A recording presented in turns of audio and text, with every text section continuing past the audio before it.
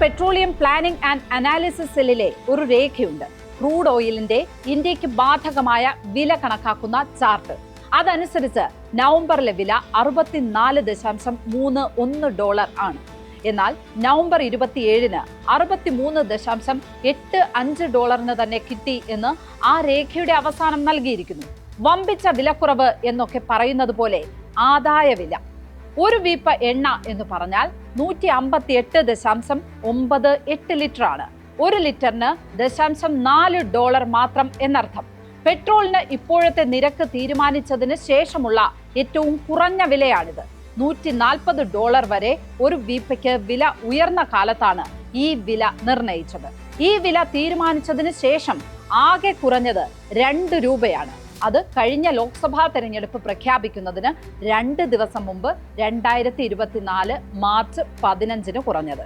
അതിന് 2 വർഷം മുമ്പ് 2022 മെയ് 23-നാണ് ഈ വില നിശ്ചയിച്ചത്. 3.5 വർഷത്തിനിടെ രാജ്യാന്തര എണ്ണവിലയിൽ 60% വരെ കുറഞ്ഞു.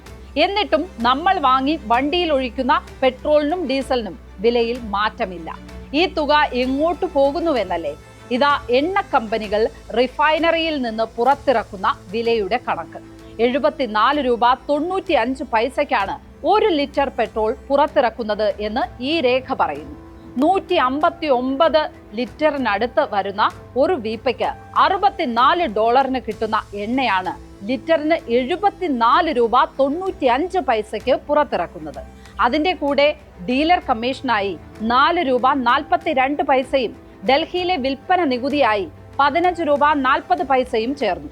അപ്പോൾ ഡൽഹിയിലെ വില $94.77. കേരളത്തിൽ ഈ വാറ്റ് $28.42.